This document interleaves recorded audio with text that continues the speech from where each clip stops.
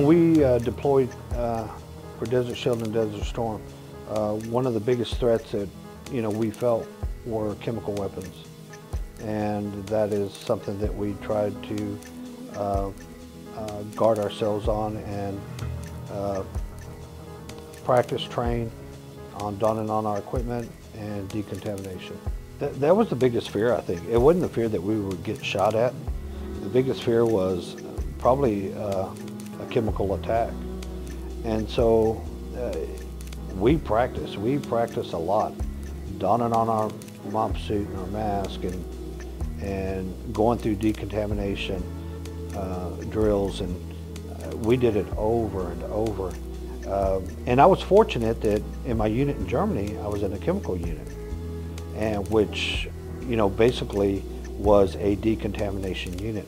So I had learned more about the chemical side during my very first unit that I was assigned to when I went into active duty.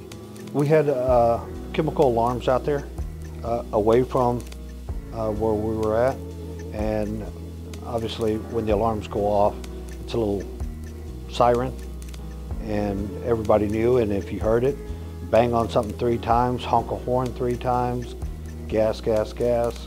If you heard it, you passed it on and immediately started donning on your equipment. We did it so many times that it kind of became second nature.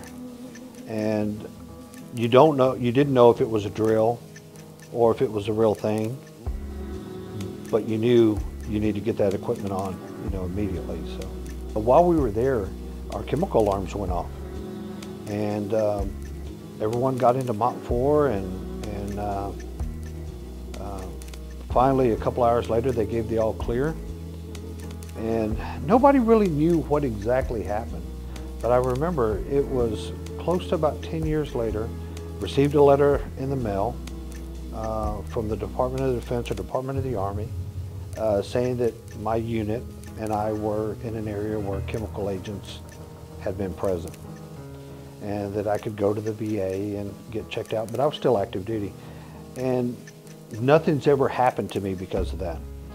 But I did have a lot of friends and stuff come back with rashes and had other issues. Now I've had some of my former or fellow soldiers from that time who have passed or gotten cancer and different things. And so I don't know if it was from that. I just know, I told my wife I'm blessed. Nothing has ever came out. And live every day like it's our last and have fun. So.